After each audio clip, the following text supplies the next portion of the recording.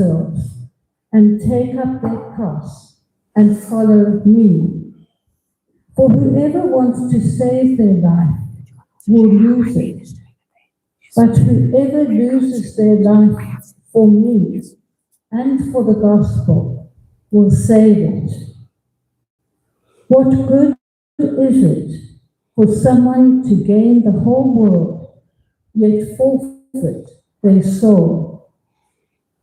Or what can anyone give in exchange for their soul? If anyone is ashamed of me and my words in this adulterous and sinful generation, the Son of Man will be ashamed of them when he comes in his Father's glory with the holy angels. This is the word of the Lord. Thanks be to God. Thanks, Eddie.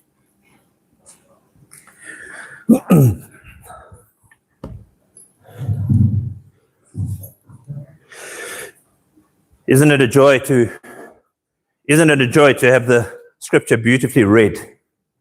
Really adds something. Thank you, Annie, for doing that. So we've been busy with a series to start the year, and as I mentioned before, so I thought it was so clever. This title, "Come Alive in 25," thought it was absolutely unique. I went on Google and saw there's like 10 million of these, but I had the first one. So if anybody says, just a knockoff, tell them, no, our pastor had the idea first. Everybody else is copying him. Come Alive in 25, and we started in week 1 talking a little bit about who we are as a church, why we do what we do, the way we do it, and so on. And we said in the first week that as a congregation, we believe that following Jesus makes us better human beings, makes us better people, and equips us to live better. A Christ follower, being a disciple of Christ, a Christian, makes us better people, better human beings, and equips us to live better. And then said as well that as you follow Jesus, we believe God will call you at some point to do something sacrificial or unusual. God will call you to give up something or do something that takes you out of your comfort zone. That will happen. It's not a might, it will happen. And when that happens, it's scary for us, but it's part of the deal of being a Christ follower. And then finished that week, I think that was the second week, with a number of questions. And one of them was this. It's actually listed as 2 questions, but actually 1. Our new members course is called Courageous Christian. So are you prepared to live as a courageous Christian and ask these questions up here, on the screen, but also here? What does love require of us? What does love require of me? And how can I serve as Jesus served? How those are the gospel questions. How do I love? How do I love? What does love require of me? And how can I serve as Jesus served? And then last week, we saw that at the start of the year, we usually ask the self-improvement questions. What should I do about me this year? What should I do about me? What should I stop doing? What should I stop eating? What should I stop, what should I start doing? Start exercising, various things. And I said last week, all of those resolutions actually finished on the 18th of January. We do them on towards November. On the 18th of January, we've stopped. But those are really me questions. What should I do about me? And I don't want to detract from this. Some of us, myself included, need to do some stuff about me. We need to lose some weight. We need to deal with our debt. We need to, all that stuff. Stop eating some stuff. Eat healthy, all of that. Drink green tea. No, can't do that. Draw the line at that. But there's stuff we should do, and it's good. But if that's all we're asking about ourselves, what should I do about me? It's not enough. And then last week, we saw that the questions we should be asking ourselves, the better questions we should be asking ourselves, in addition to what should I do about me, is what breaks your heart? What breaks your heart? What are the things that as you drive around, move around, go around, kind of really touch you at an emotional level, make you angry, make you upset, move you? You think somebody should do something about this. Grabs you at things that grab you at a gut level more than anything else. You almost wish you hadn't heard about these things. You almost wish that you hadn't seen that thing, that report, that news report, that thing on Facebook or wherever you came across it. You wish you hadn't heard about it ever because it's too big, it's too much. There's nothing I can do. The truth is, and that's the second question: what are you going to do about it? What are you going to do about it? Because no matter how big, no matter how difficult, no matter how complex, no matter how much resource is needed, there's always something you can do about it. And not always by yourself. If it breaks your heart, it's almost certainly broken the heart of somebody else at some point, and you can connect with others and do something about it. What are you going to do about it? And the thing about those two questions, this is where I want to go this week, is that answering these two questions are really the gateway to purpose. They're the gateway to living a life that has purpose. The gateway, the entrance point to a life of purpose. And I've said this before, because I really believe this, that there is a fate worse than death. Death is not great, but there's a fate worse than death, and that is a life lived without purpose. A life lived without purpose. You can live a purposeless life, but you will not be fulfilled, you will not be satisfied. And today, Jesus, in our reading today, which I want to talk about, Jesus is saying to us something very, very important. And if we get this at a young age, we can actually get it at any point in our life, but if you get it at a young age, it can save you so much pain. If we get it right, if you embrace it while you're still young, it will save you so many wasted years chasing happiness or success or fulfillment in all sorts of places, but not getting it. Doing that, chasing success, chasing it in that way, it's like riding the big wheel at a carnival. There's lots of movement. There are many ups and downs, but you don't go anywhere. That's what a life without purpose. Trying to fill your life with you will leave you empty. Trying to fill your life with you will leave you empty. The result of a purposeless life, and that is a life where you fill yourself with you, is insecurity, fear, emptiness. I'm sure you know, as I do, that the people who are most full of themselves are actually the emptiest people that we know. They're half empty. They just are so full of who they are, there's nothing else. And Jesus said, as we'll see today, that being consumed with you will eventually consume you. Being consumed with you will eventually consume you. And again, if you work this out when you're young, it will save you from a world of unhappiness. Because living on that big wheel, going round and round, up and down, bit of movement, not getting anywhere, living on that big wheel will leave you sick and empty eventually. Trying to fill yourself with your own stuff will eventually leave you empty. In the process, you will amass probably a lot of stuff. Houses, careers, storage units, marriages, in the plural, children. You can amass a lot of stuff, but be empty. Today, Jesus forces us to deal with a paradox. And a paradox is a seemingly absurd or contradictory statement or proposition which, when investigated, may prove to be well-founded or true. It's the kind of thing that when you hear it the first time, you think, oh no, that can't be right. Must have heard that wrongly. That doesn't make sense. But as you think about it, as you reflect on it, you realize it is true. And as you think about examples, you realize it is true. And the paradox that Jesus introduces for us today in our reading is this. If you want to be full, empty yourself. If you want to gain, give away. And if you want to win, you've got to lose. Now, this is not only counterintuitive, it is completely countercultural. You will not hear this anywhere in contemporary culture. In fact, you will hear the opposite. And we are trained from very young that this is not the way to live. And the reason that so many people who call themselves Christians, or like to think of themselves as Christians, or perhaps even look like Christians, are content to believe certain things, but not live them. And when I'm with my colleagues, we often have this discussion about how odd it is that people who outwardly are really kind of, they look like committed Christians and they behave like committed Christians, maybe even in leadership positions, but there is a disconnect between that and the way they live their lives. Some of them are having affairs. Some of them are not honest in their business dealings. This disconnect, this hypocrisy, where does it come from? It comes from an inability to deal with what Jesus has said to us today. If you want to be full, empty yourself. If you want to gain, give away. If you want to win, you've got to lose. Because the disciples of Jesus practice self-denial, not self-improvement. As Christians, we are about self-denial. What does self-denial mean? It means saying no to you. It means at some point, I've got to say no to me and yes to Jesus. But having said that, if you say yes to Jesus, as I said right at the start, we believe that that makes us into better people and enables us to live better lives. Isn't that self-improvement? That is self-improvement, but it's the result. It's the result of self-denial.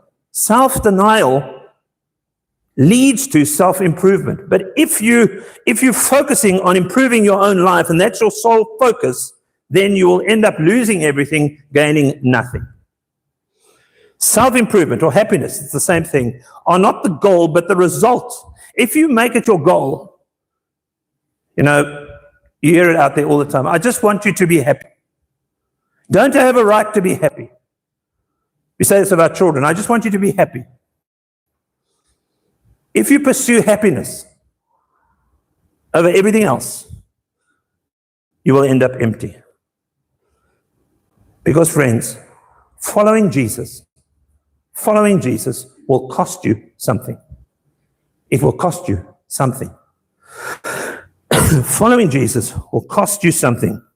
But refusing to follow him, refusing what he tells us today, saying, oh no, that's not for me, as people have done right through the years. They did it when he first said it. Right through the years, people have done it. Refusing to follow him will cost you even more. If you don't listen to what Jesus says to us today, that's all right. You can do that. You can end up at the end of your life or at some point in your life accumulating everything that you've ever wanted and losing yourself in the process. And Jesus tells us how to avoid this. That brings us to our reading. Mark chapter 8 and verse 34. So Jesus, it's really quite strange to think about this. Wherever Jesus went, crowds followed him. So as I said before, it would be a bit like, here we are here, and then I walk out the door. But instead of shaking my hand at the door and going in your car and going home, and you all sort of milled around there. And then when I went down there, then you all followed me down to tea.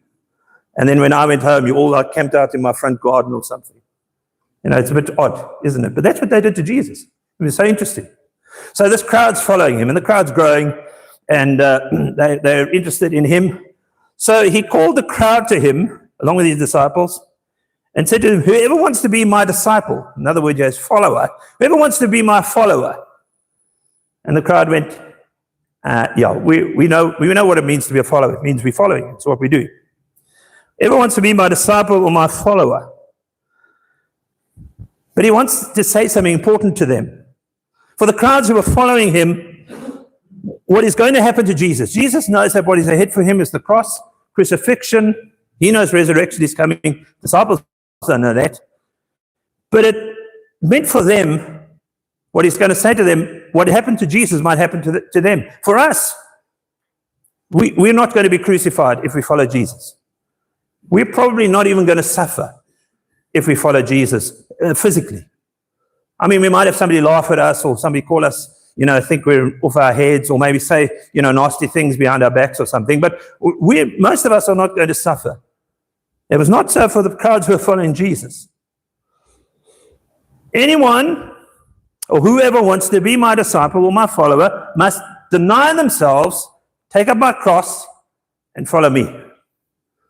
Must deny themselves, take up their cross, and follow me.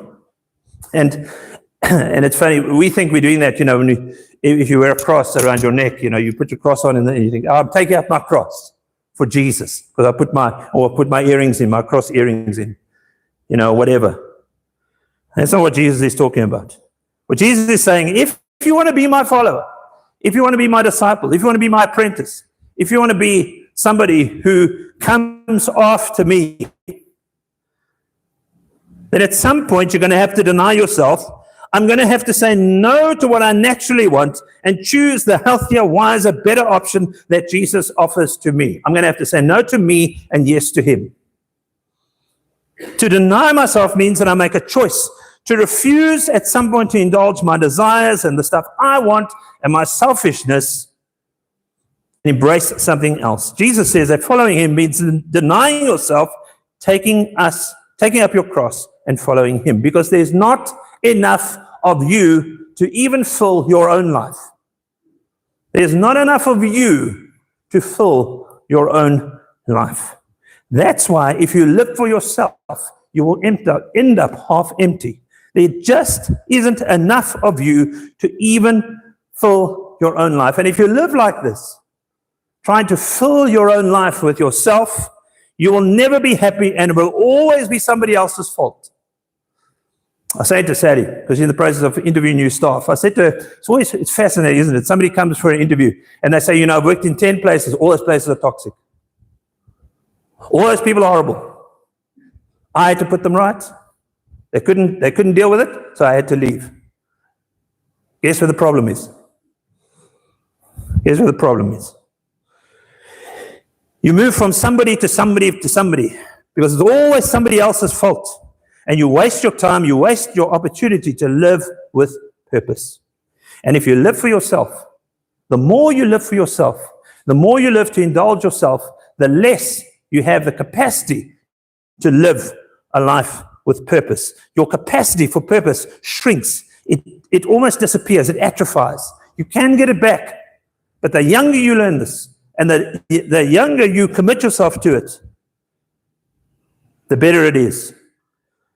Because Jesus wants more for you and from you than you. And from your life. And he's inviting us. When he says what he says today, he's inviting us to live the life that we were created to live. And folks, a lot of the problem with Christianity today, the Christian church today, and what goes around today is that we have created consumers of spiritual product. And there's a difference between consumers and followers. Being a follower means that there will come a point when you will have to make a choice between indulging your own desires or doing what Jesus tells you to do. You will be faced with that choice. And Jesus doesn't want the people following him. He doesn't want us. Doesn't want the people following him then. Doesn't want us to be surprised. He wants them and us to know that as a result of following him, we might have to take up a cross. And there he's not talking about a piece of jewelry or a scene from a movie. He's meaning at some point, you might have to sacrifice something of yourself.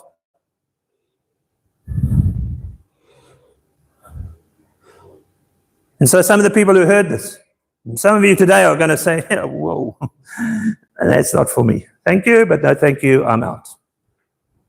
Not for me. So Jesus warns them. Whoever wants to save their life will lose it. Whoever wants to save their life will lose it. Jesus wants them to know something before they decide to give up and sort of bow out and say, oh no, this is not for me.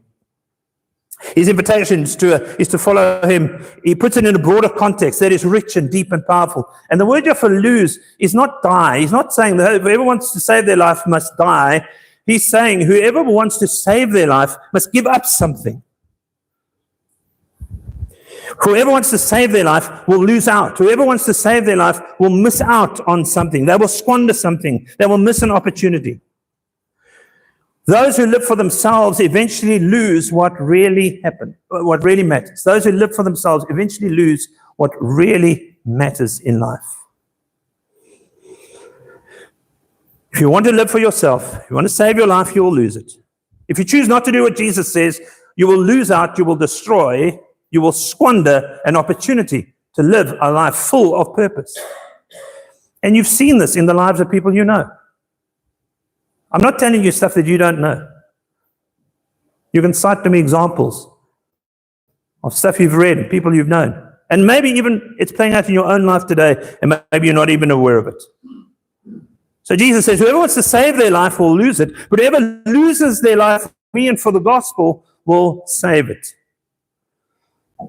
Whoever chooses to follow Jesus, who loses their life, will save it. And this is a decision you have to make. Nobody just falls into this. Nobody just kind of moves into this, by chance. This is an intentional decision you have to make at some point in your life. People who give a piece of their lives for someone else, who distribute their lives to someone else, those who lose their lives are the ones who save it. And Jesus says, for the purpose of the gospel. What does that mean? It means this. Those who lose their life for me and for the gospel are people who ask the questions we spoke about last week. Because this takes courage. Courageous Christians are Christ followers who ask the question of themselves, what does love require of me in this relationship, in this moment? What is easy? What is legal? What can I get away with? What does love require of me in this moment? And how can I serve as Jesus served? That's what it means to lose your life for the gospel. That's what it means to give up something for the gospel. Is to ask those two questions and act on them. This is how you save yourself from yourself. This is how you save yourself from yourself.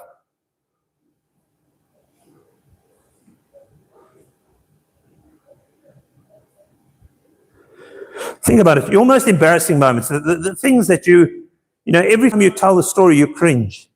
Every time you think about it, you wish you hadn't have done that. Got stories like that? I won't ask you to tell them. I think we all got stories like that, haven't we?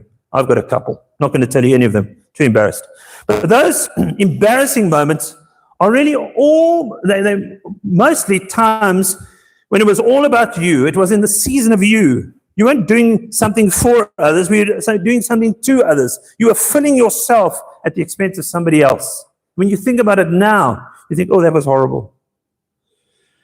And when you live a life like that, at the end of as you go on through your life, you will have nothing but secrets and regrets and skeletons in the cupboard.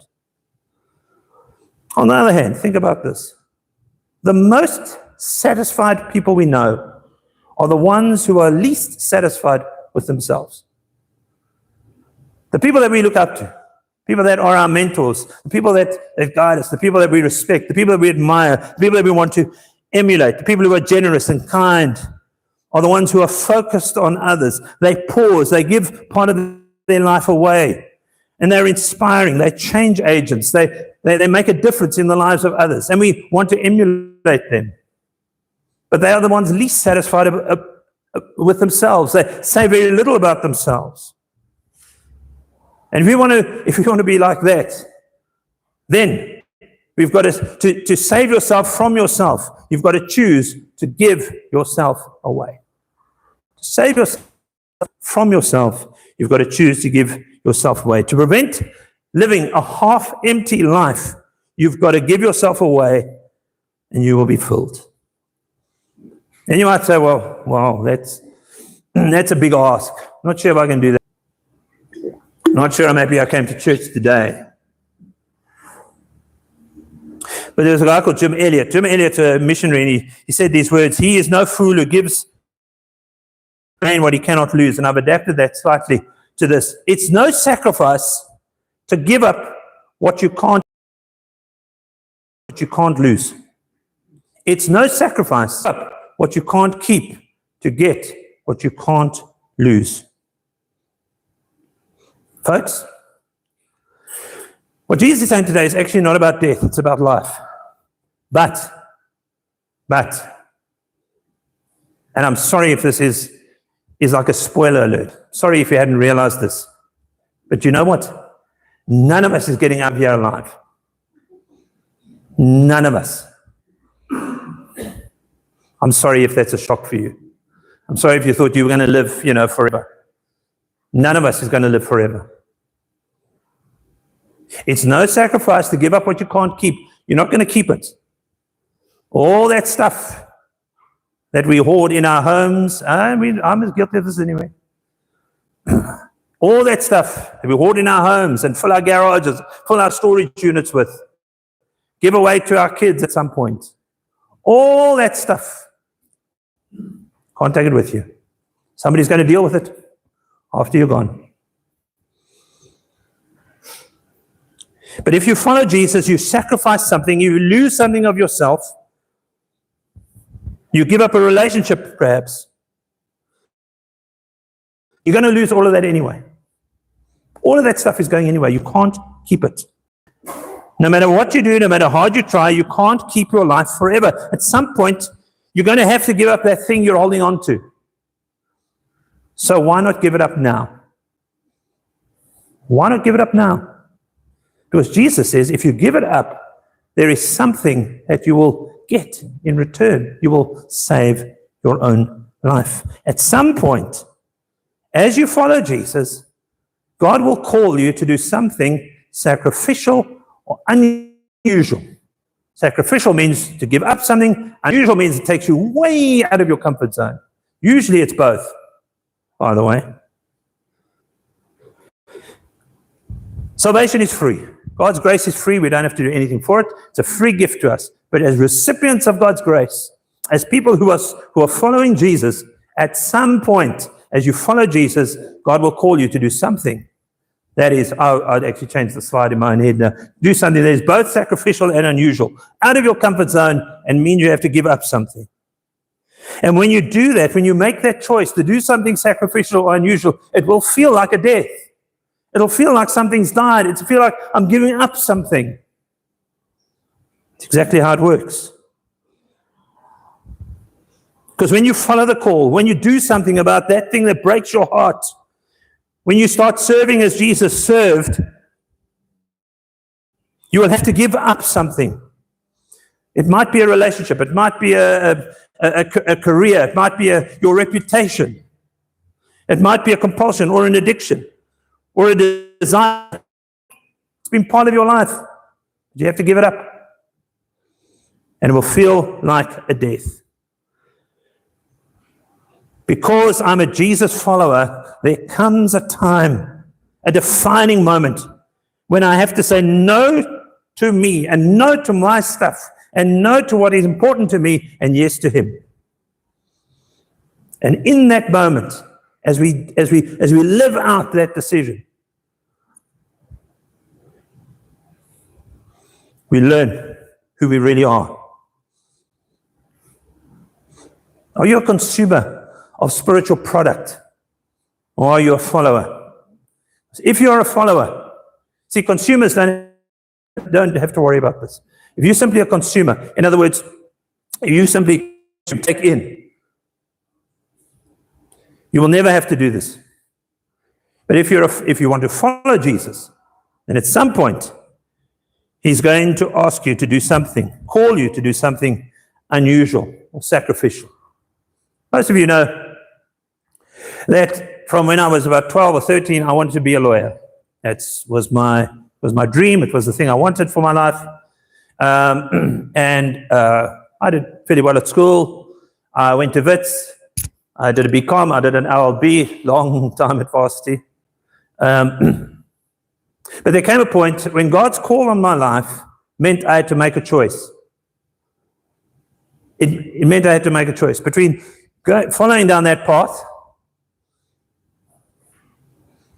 or going down the path that He called me to go. That was the choice I had to make in that moment. In the end, it wasn't a difficult choice to make, but it did mean I had to give up this dream that I'd had of being a lawyer for, by that stage, almost 15 years, 14, 15 years, that I'd lived with, studied towards, worked towards. I had to give up that dream and take the path that has led me to this point.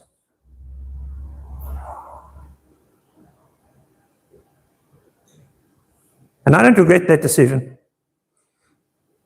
I really don't regret that decision. But some of you are in that space at the moment. Some of you are at that point at the moment, where there's something that you've harbored, something that you've wanted. And I was on the point of getting it. I was in my final year of my LLB. I was now going to go, take the step into articles or whatever down that road. And I'd been called years before, but it was in that point in my final year that it became clear that I was standing in front of a path that diverged. Which road was I going to take? And it cost me something. And I will never call that a sacrifice.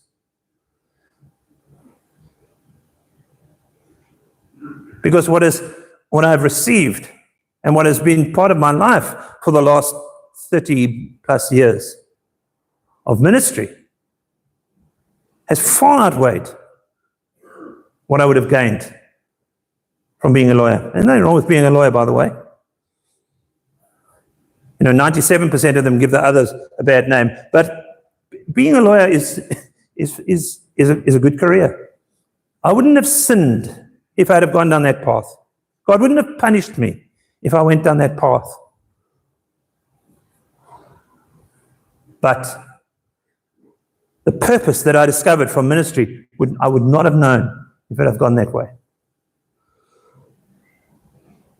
Some of you are dealing with this right at the moment. You need to respond to something. You're feeling torn. There is stuff that breaks your heart. There's stuff that really begins to move you. There's stuff that's beginning to bubble inside of you. And you're right in the middle of making a decision. And it might be to give up. You're going to have to give up something.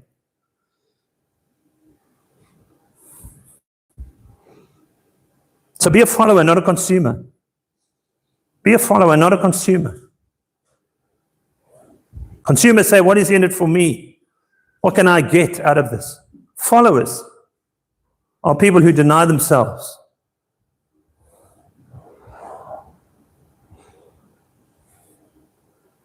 Folks, making the decision to follow Jesus and do what he calls us to do means we get to tell an amazing story, be part of an amazing story. I've said this before, and I don't say this. I don't say this to criticize anybody at all, but I often sit here, I do funerals for people who are not church people. So they ask to have a funeral in church, they ask me to do the funeral, and I will do it happily, and I sit here while the eulogies happen. And I listen to the eulogies, and I think sometimes, man, I really hope when people tell the story, those who knew me and loved me tell the story of my life, they'll be able to tell a better story than I was a good gardener and I was kind to animals.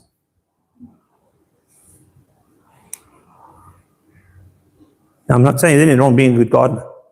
Certainly nothing wrong being kind to animals. The fact is at the age of 70 or 80, all the people who knew you can say of you, he was a good gardener and he was kind to animals. What is the purpose then of my life? What is the purpose of yours? What story do you want your children and grandchildren to tell? And I was moved again, as I so often am, at Bobby's memorial service 2 weeks ago now, last week, just to hear her family, and those who knew her, pay tribute to her. A beautiful life, beautifully lived, but a life lived for others, a life in which she gave of herself to others, a life in which she asked this question: what does love require of me? And how do I serve as Jesus served? Make it easy for the minister at your funeral, please.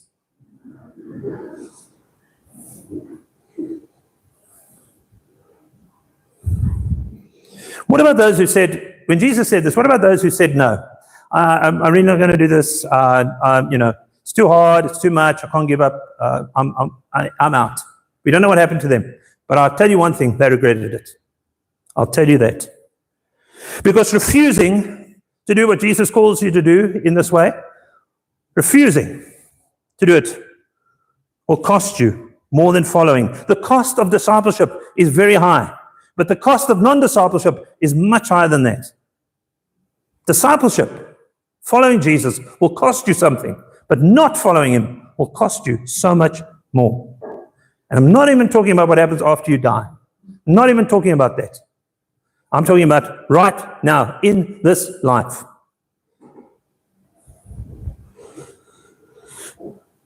Now, I don't know if you're what you like as a goal setter. I quite like setting goals for myself.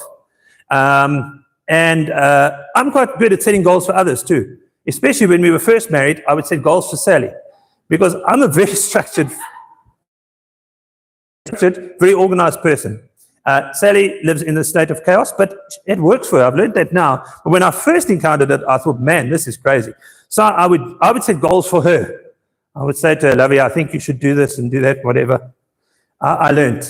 We're married 34 years now. I've learned, don't set goals for others, especially your wife or your husband, because your marriage might terminate quickly. And it won't terminate by divorce, it'll terminate by death, yours. So never set goals for others. Never say my goal for you is life. The principle is mind your own goal business. Mind your own goal business. Don't worry about other people. Don't set goals for them. Very tempting to set goals for others. Don't do it. Not. But if you set some goals at the start of this year, if you're a goal setter, however you do that, then I want to encourage you. Set some goals for yourself that are not about you. Set some goals that are based on the answers to these questions. What breaks your heart, and what are you going to do about it? What breaks your heart? What are you going to do about it? And I will guarantee you, the answer to that question is going to cost you something. It's going to cost you a resource. It's going to cost you time. It's going to cost you energy. It might cost you a relationship. It might cost you a reputation. It will cost you something. There is no way you can answer those questions and it will cost you nothing. It will cost you something. But the answers to those questions, what breaks your heart and what are you going to do about it, are the gateway to purpose. And if you follow those, and they will change through your life, by the way, and allow them to direct your life as you go forward, you will look back on your life at some point and know that it was a life lived with purpose. And that's what Jesus wants for you and for me. Let's pray. God, these are easy things to talk about, but not easy to do. It's hard for us to sacrifice things that we are very passionate about. It's hard for us to give up a dream, a desire. It's hard for us to give up part of ourselves. But Lord, we pray. I pray today that you will help us. Help us to see. Help us to see that this is the gateway to purpose. It's not living for ourselves, but living for something beyond ourselves. A purpose beyond and a time and a focus on others. Because this is what you did for us, Jesus. What broke your heart was the fact that we were separated from you and separated from God. You came with mercy to rescue us and to bring God's kingdom. For that we thank you. Amen. Let's stand and sing.